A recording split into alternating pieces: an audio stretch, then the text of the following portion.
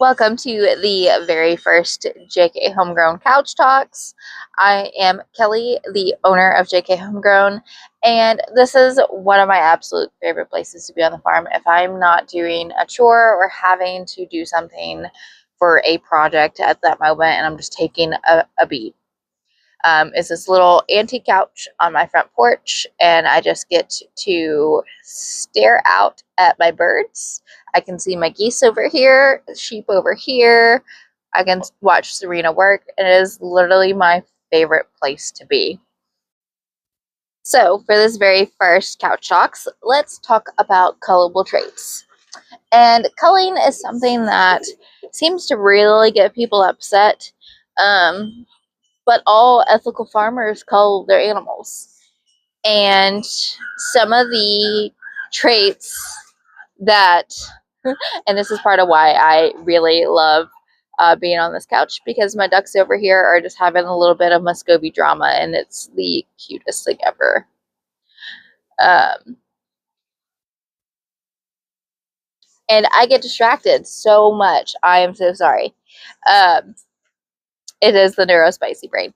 So, but a few of the traits that I will call for typically that you see in chicks is going to be wry neck, crossbeak, and curled toes or crooked toes. Now, wry neck is going to be something that I hard cull for. I know that you can treat it with the selenium and the vitamin E, and you can do all the things. And I have done that, and I have successfully rehabilitated a chick. But that chick still has a stunted start, and there is some evidence that suggests that it's very likely impossible for them to pass that stunt down. And it's just not something that I'm interested in fighting against.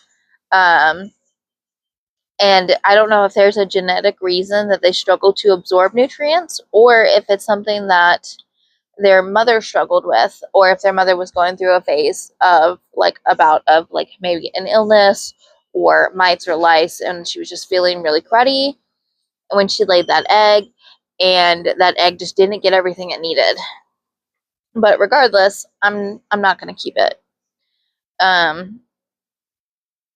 Crossbeak developing in the brooder is something that I will hard cull for as well before a chick leaves the brooder. In the brooder, a lot of times chicks can survive very easily and thrive and still do very well with crossbeak. But as they get older, that crossbeak tends to get worse. And they'll hit a point where that crossbeak will settle, and it'll be as bad as it's going to get unless they have another injury. And depending on how bad it is, will depend on if they can manage to feed themselves well enough to do more than just barely survive. And that's not something I'm willing to baby and work with. I've kept crossbeak birds before when I first started chicken keeping years ago, when I just had a casual backyard flock. I got duck feeders. I did wet mash. I learned how to torpedo feed. And I had one bird that I torpedo fed and hand fed pretty much daily. And that was the only time that she really truly thrived, was when I was hand feeding her. And that hand feeding included extra supplements. I went all out for this bird because I loved her. But as I've made a shift from being a casual backyard keeper to more of a farmer and breeder, I don't find that that's going to benefit my program. The resources and energy and time invested in that one bird could be used for my other birds. Now, something I soft cull for is curled toes, because curled toes could be environmental. There could have been something with the incubator. If it's shipped chicks, it could have just been they got beat the heck up. Not chicks, shipped eggs. Beat the heck up in shipping. Same with shipped chicks, although I don't see that as much when I've ordered chicks. So I soft cull for that. I will splint the toes, and I will mark that bird for the egg flock. And then I'll make sure that I learn what that bird's eggs look like. So if I do happen to hatch from my egg flock, I don't hatch out her eggs. Now, if something is old enough to be processed, I'm going to process it for its meat. I don't like to cull things if I don't have to. And I know somebody's going to be like, well, Kelly, you don't have to process.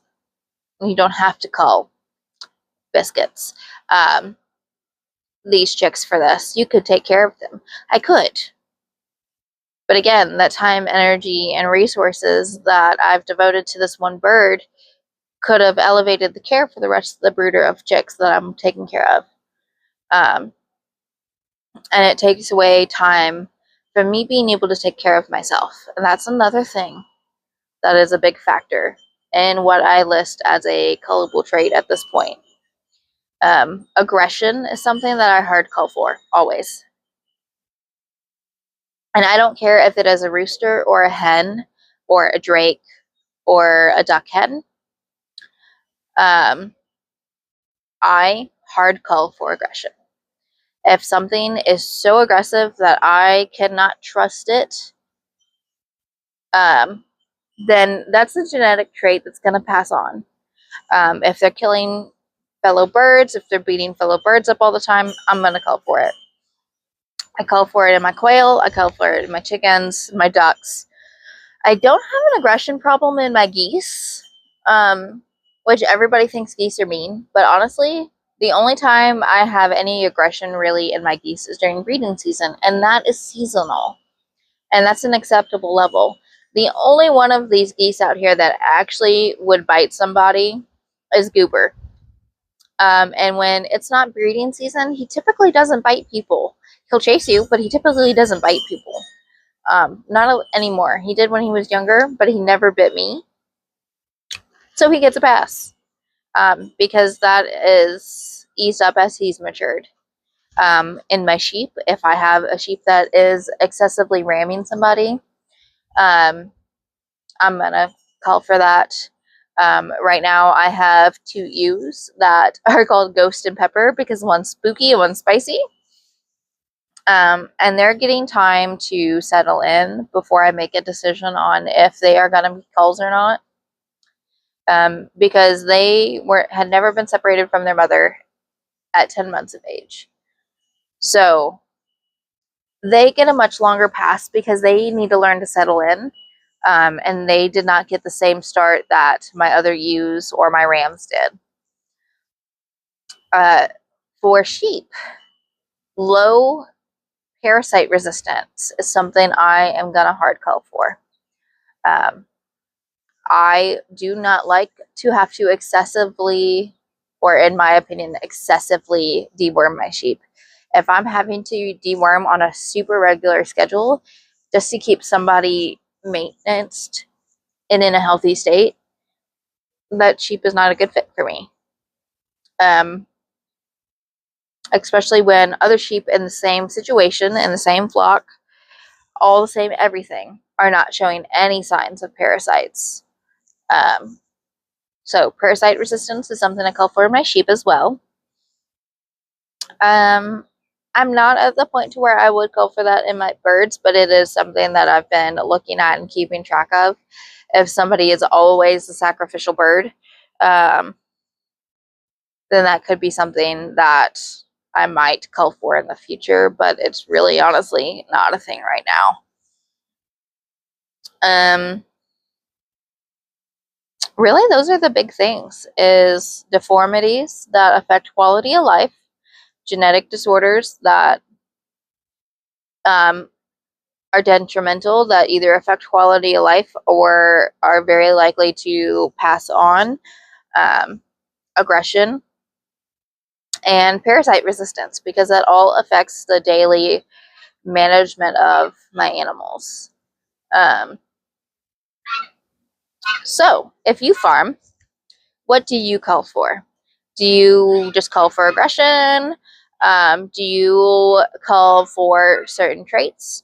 I'm always willing to hear what somebody calls for, because it might be something that I just haven't come across and might add to my list of, oh, well, maybe this is something I should consider. Oh, literally, my brain. Conformation and type. is something that I'm going to call for as well. I feel like this goes into deformities, but if something has really poor confirmation, I'm not going to continue forward with it. Now, I also do believe in work with what you have and what you have access to, and try and improve what you have. But I know there is a line of, if it's got such poor type or confirmation, you're not going to be able to fix it, because you're starting in a hole that's so deep you're not going to be able to get out. But again, tell me what you call for. Tell me what you don't call for. If you're a non-farmer, feel free to be mad that I call for animals on my farm. But do me the favor and ask why first, and understand how it affects the animal's life before you get super angry.